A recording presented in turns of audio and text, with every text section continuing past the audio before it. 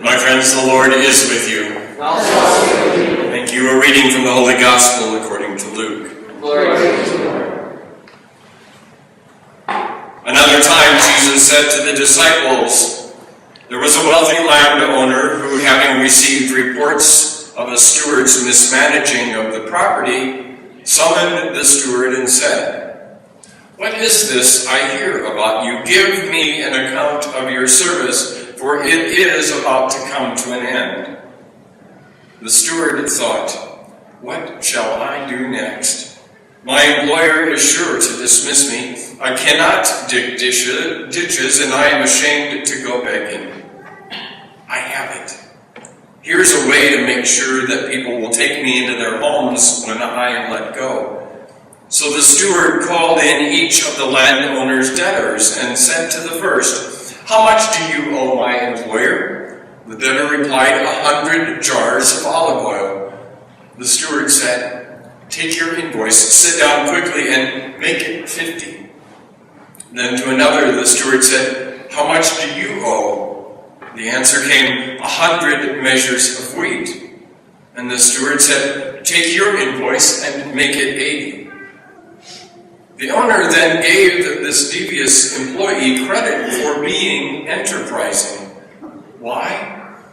Because the children of the world are more astute in dealing with their own kind than are the children of the light." Jesus said to the disciples, "Make friends for yourselves through your use of the world's goods, so that when they fail you, a lasting reception will be yours.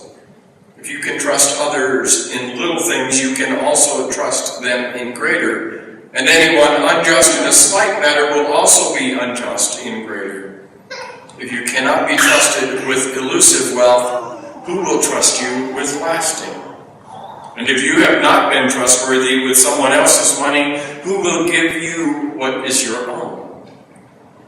Subordinates cannot have two superiors. Either they will hate the one and love the other, or be attentive to the one and despise the other. You cannot worship both God and money." My friends, the gospel of the Lord. Praise to you, Lord Jesus Christ. I don't know about y'all, but as I listen to this gospel, I'm a little bit confused. It seems like we've got a bunch of stories that are a bunch of conflicting statements, which really don't make a lot of sense. Is that your own statement? I'm just hearing it, yeah. So let me go here. Have you ever pulled in off of the interstate? Ever pulled off of the interstate? It's ungodly if you go into St. Paul. Pull off the interstate, and inevitably, or drive down one of the city streets. Inevitably, there's a person walking a path that's quite well worn, and they have a sign. Sometimes it'll say, "We'll work for food," or "Homeless, can you help?"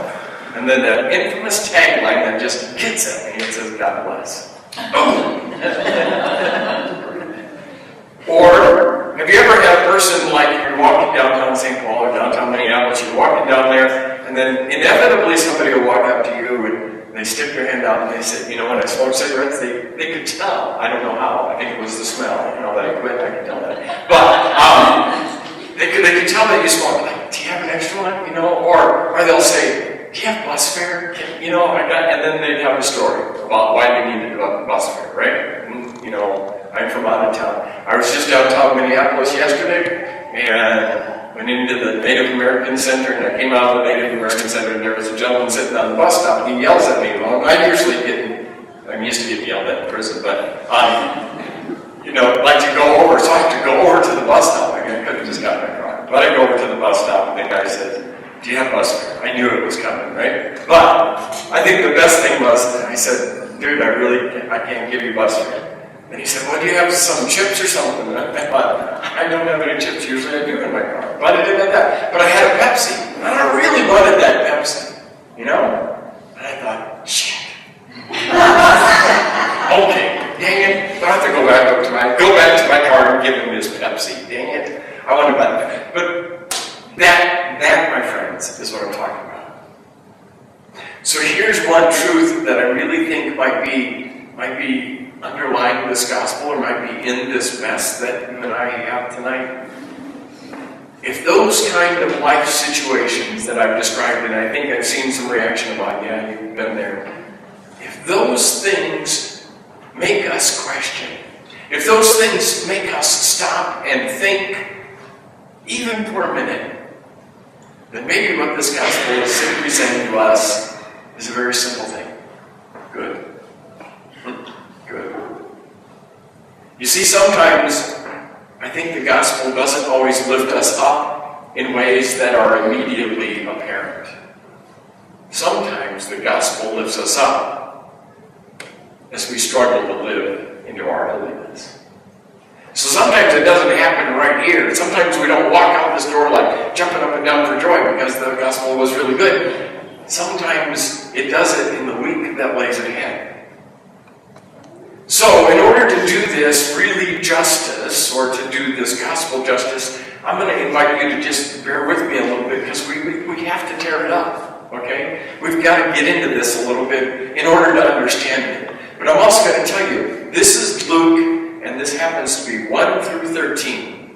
We're not going to get done, okay? Well, we might get done, but Betsy would still be cooking food and it would all be shot. So we're only going to take this very first part, because I'm going to tell you a little bit about this pericope, if you will, this section of the gospel. If you go and you do the exegesis on it, I mean, there's thousands of papers written on this thing, because there's sentences that have been put in and taken out and altered and reworked and put all over. So it's not a clean gospel, okay? Because it's a number of pieces that have been redacted, we call it in biblical scholarship.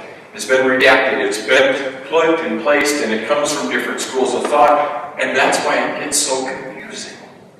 So what I'm going to invite us to do is just take the very first part that talks about the steward and what the steward did, okay? We're going to leave the sentences that follow that, because those are the redactions. We're going to leave the sentences just for another time. That's a much more in-depth study, but let's take this steward thing. Okay, why does the landowner praise what the steward did as being good? That's confusing, isn't it? Let me tell you what happens here. In the ancient Mediterranean world, they didn't have money. Money was the commodity with which you traded. What you had is a landowner, and the landowner had a steward. And the steward was responsible for the management of the landowner's properties. Okay? Now, a steward, not only, it was a social contract. So whatever the steward would say publicly, or deals that the steward would make publicly, the landowner had to back. There was no question about it. They had to back it up. So you had to have a pretty trustworthy steward. What we have in the gospel today is a steward who obviously was doing a little bit more than what he should be doing. Okay? So what we have is a steward who has been really cheating some people. The way the steward got paid was by a portion of the profits. Okay? That's how they made their money. So there was a margin, they had a profit margin they worked from. Now, also in the ancient Mediterranean world, the profit margin depended on the product. The value of the product, the greater the profit margin. Right? Kind of like in the world today, jewelry sells for more than, there's a bigger profit margin. Same thing, ancient Mediterranean world, olive oil had a huge profit margin. Wheat had a less profit margin.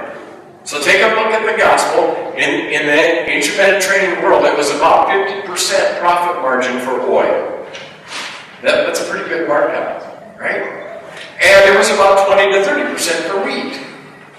Okay, so what does this dude do? He just knows that he's been cheating people for quite a while. He's probably been taking 52 or 53%, and he's got to actually show this now to his boss. And he's thinking, oh man, I'm SOL. Right? I'm going to lose my job. I'm going to lose my job. But I have these few people that have still something to pay.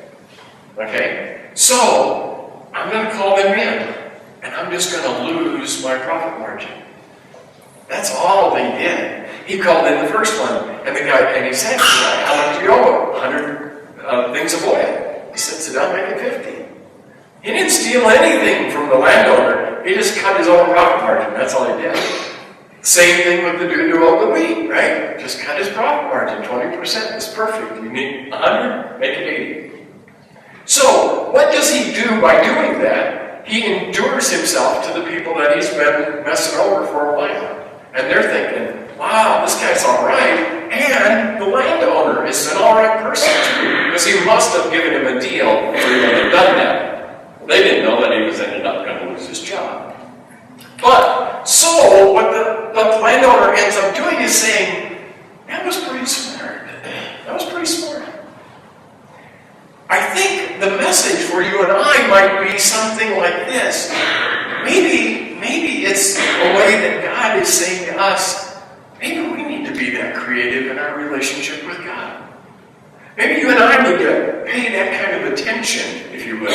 You know? It's kind of like you got caught with your hands in the cookie jar. Maybe you need to pay attention to how you got your hands in the cookie jar in the first place. Maybe we need to pay attention to our relationship with God just as much as that steward paid attention to his relationship with the other people. I think that the majority of us probably spend a lot of our lives, at least I know I do, we spend a lot of our lives. We get up, we go to work, we come home, we go to bed, in between we eat a little bit, we do our little thing. Church comes on Saturday, Sunday, whatever, we do our little church, and then every once in a while something tugs at our heartstrings and we get a little money and, we do our kind of things. We kind of just live life like usual. But I think maybe it's kind of the startling gospel says to us, maybe there's something more. Maybe there's something more that God's asking us to do, and I don't know what that is for each and every one of us. I think it's different. But maybe there's something more that you and I need to be doing, or ought to be doing in our lives. And I really believe that when we do that, we start to live into that spirit, that divine indwelling that's in us. Have you ever done it? Have you ever, write a check or even give something to somebody or go do something for somebody, and your heart goes, oh yeah, that felt good. And nobody else knows about it. That's when you know you're living in your spirit. That's when you're living in your divineness, if you will. When we're living into our holiness, the Spirit of God animates who we are and how we are being in the world. That's why I said earlier, maybe what the gospel is simply saying to us, when we encounter those experiences and we change how we are in the world or how we are being in the world, maybe the gospel is simply saying to us, good. So maybe what this whole thing is about is a challenge for us, a challenge for us to step into the world in a different way this week. I don't know what you're supposed to do when you pull up the interstate, okay? And the dude's got the sign. We call it flying signs, and I know what those people do because I work with those people. I know what they do. They call it flying signs, and sometimes they make a lot of money, a lot more than me some days. So I don't know what you're supposed to do. But I do know this, that maybe the gospel is just tweaking it a little bit to say, maybe there's something we can do. Maybe it's not for that person, but maybe there's something systemically. Maybe there's something else that we're being invited to see. Because I really believe, and I really feel like I couldn't be more excited than I was this week when we turn on the evening news and you see that 19-year-old Dairy Queen worker. Yeah. Right? Who makes a conscious, courageous, and thoughtful act of justice. When that happens, I really believe the Spirit of God grows in our world. Every time you and I lighten the load of another person who's weighed down with pain or hurt or sorrow in their lives, and they smile, then our world becomes just a little bit more holy. Every time that justice becomes a little more evident to the world because you and I have dared to take a stand, then, my friends, I really believe we're living the gospel out loud. Every time another person smiles or says thank you, then I believe that we've spread a bit of the good news of Jesus Christ. So here it is this week. Every time life confronts us this week, every time that we're confronted with some situation that makes us think, or some dilemma that causes us to act. Every time we're challenged with that, the good news might be exactly in how you and I respond, however big or however small. As long as the world is becoming a better place, then you know it's the Spirit of God. And remember that God praises you just like God praised the steward. My question is this: I wonder what difference we're going to make.